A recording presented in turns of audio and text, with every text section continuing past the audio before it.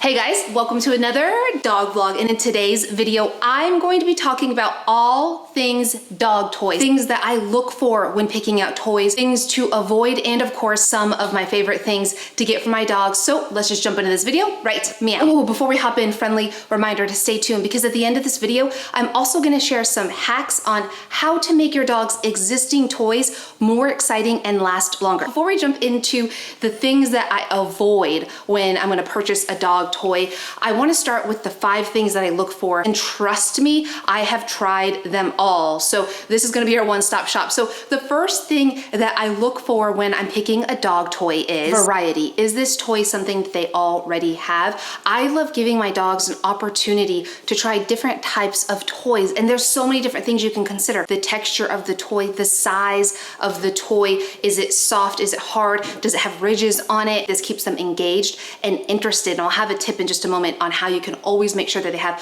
a variety of toys. And then the next thing that I kind of just talked about was the size of the toy. I want to make sure that it's an appropriate size toy for my dogs, as well as the appropriate durability. I want a toy that's going to be able to withstand their chew power, and both of my dogs are strong chewers, so I'm making sure that I'm getting something that's durable. Of course, and this is a caveat for all you watching this, I'm supervising any toy time. I never leave toys alone with my dogs unsupervised. I'm always supervising play. And then the next thing that I consider, which is really important, is enrichment, fun. Is this toy gonna add value to my dog's life? Fun is a great way to add value. If you want to level fun up, if you want to level the toy up, then I love toys that add enrichment or mental stimulation. You guys know I'm a big fan of giving our dogs challenges and problems and obstacles to overcome every single day, and you can do that with the right kind of toy. Having a toy where a treat is stuck inside and they have to get the treat out. And to me, dog toys are tools. They are tools to either add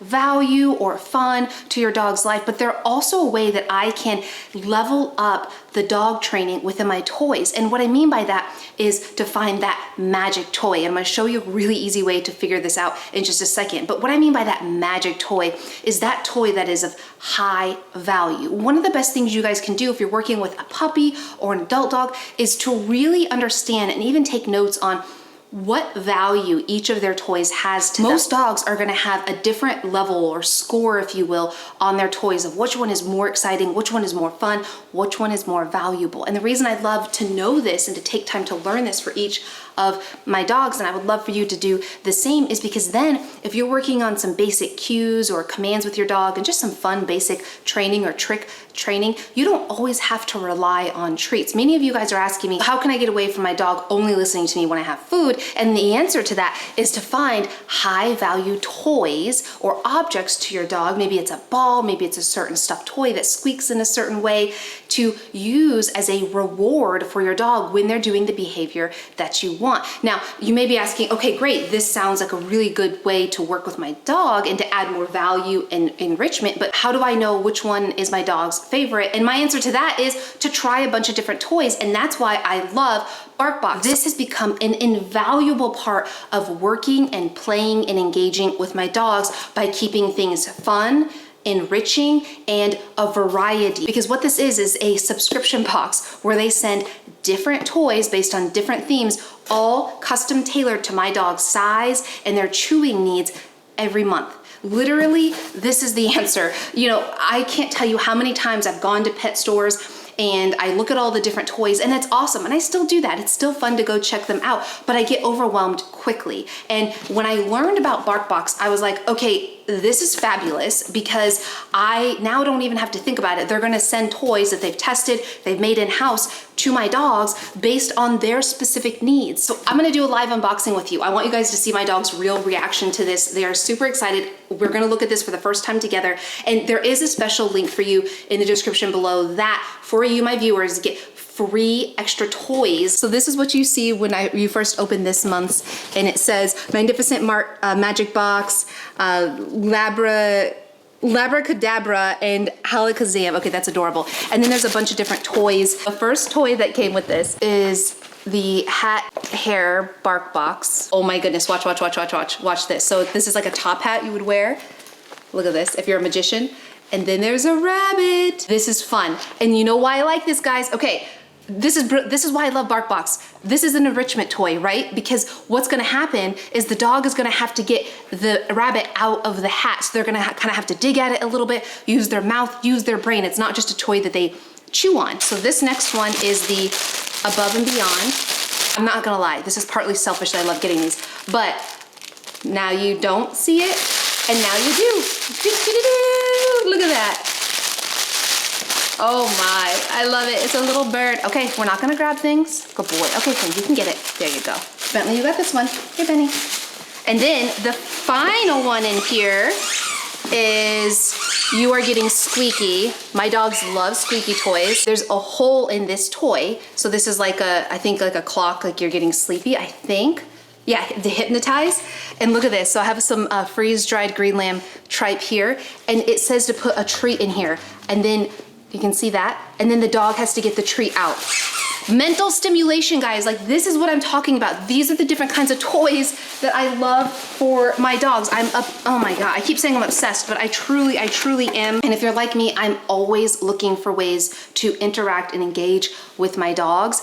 And having these new toys come that have oftentimes some kind of enrichment aspect to it, different sounds, different textures, different sizes, all tailor-made for my dogs, is really a good way to do that. And honestly, it's just so fun. Like now when the BarkBox comes in the mail, they get so excited. They see the box, they know exactly what it is, and it's just like a little bit of a delight. So if you guys want to check it out, again, it's all linked down below for special links. And what I was talking about before about the magic toy, which is funny that the theme was magic, is if you can find that one toy that really jazzes your dog up, you can kind of reserve that toy and use that for high need situations. Let's say you're having leash walking issues and your dog is lunging and barking a lot and you're working on my leash training skills, which is linked up here and down below. You can use it as a way to reward that. Hey Haven, a way to reward them when you are walking your dog and they're doing what you want them to do. Okay, so here's my kitty Haven, so you guys can see she's almost 16 years old. Next month is her birthday. I'm super excited. Next, I want to talk about what you can do to make the toys you already have more exciting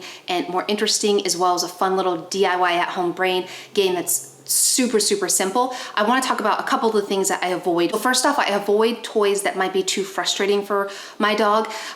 There are some toys, some of these puzzle toys I've tried in the past that were really complicated, and I found that Finn would get a little frustrated. When he was a puppy, he grew out of this, but he would try to get the treat out of the toy, for example, and it would take longer than he wanted, and he would start getting frustrated. It actually became a negative experience more than a positive one. So just read your dog, and this is why I love to supervise my dogs and to get toys that I can interact with them with. I also avoid toys that are too small for them, so where they can actually swallow it, which is again why I like to have toys that are the appropriate size. Let's talk about your current toys. Let's say you have some toys in your house right now and you want them to last longer. So a couple tips around that is, first off, I rotate my toys. Even the BarkBox toys will have a basket for toys or a bucket for toys, and I don't just have toys laying around, because what that does is that devalues them over time.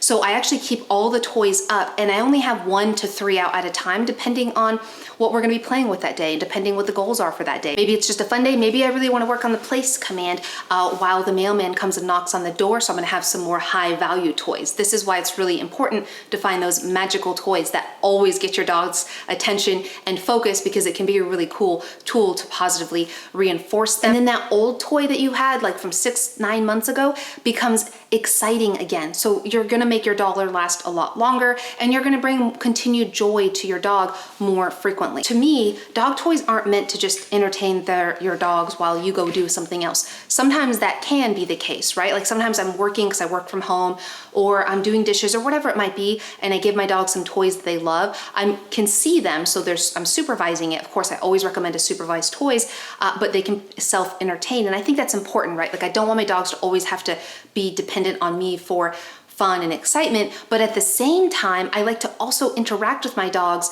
a couple times a day, at least once a day, with their toys. And you can do so many different things with toys. You can do a light fetch inside your home. It doesn't always have to be outside.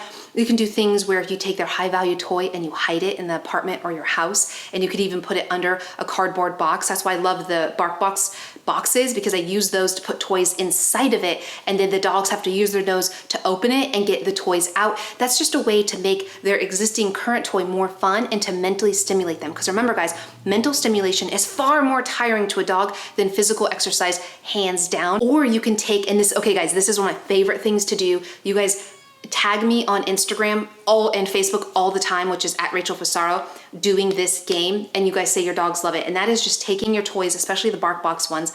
You take some treats, you put in the bottom, 1 or 2 treats or their food in the bottom of a muffin tin. Then you take their current toys or their BarkBox toys and you put it on top of each muffin tin hole. And then what you can do is put it down on the ground and have your dog try to fish out their food or treat. It is so fun. And one way you can level that up if you want to make it more challenging is to take a little bit of no salt, no season added bone broth or raw goat milk, which you can get from your local pet shop. And you can fill up just about 1/4 of the way under each muffin tin hole or cutout with one of those liquids, and then freeze it. Then take it out, put the treat or food on top, then the toy on top. So what the dog has to do is get the treat out from under the toy, so that's fun. And sometimes what will happen is they'll pick up the toy, they'll drop it, and then they go play with the toy, then they come back, and then they have to lick out the frozen bone broth or the frozen raw goat milk, and that adds just an extra level of challenge or obstacle. Because remember, our dogs have nothing else in their world to give them enrichment or mental stimulation or joy or fun throughout the day than you. And interacting with your dog in these different ways is a surefire way to start to build that bond between you and your dog or you and your puppy. And the stronger your bond is, the more you play and engage with your dog, the more likely they're going to be listening to you when it comes to training, walking on leash, and just working with your dog. So it's all a big circle. Okay, my cats, the dogs are too close apparently. Now I want to talk about my favorite food for dogs and what I really would only consider to feed my dog. So click the video right here and we'll jump over to that video and talk through that together. Or if you wanna see my favorite cue or command to teach my dogs, or at least one of them, click the video right here and I promise you'll love that. We'll learn it together. So thank you so much. And I hope you have a beautiful day. Goodbye.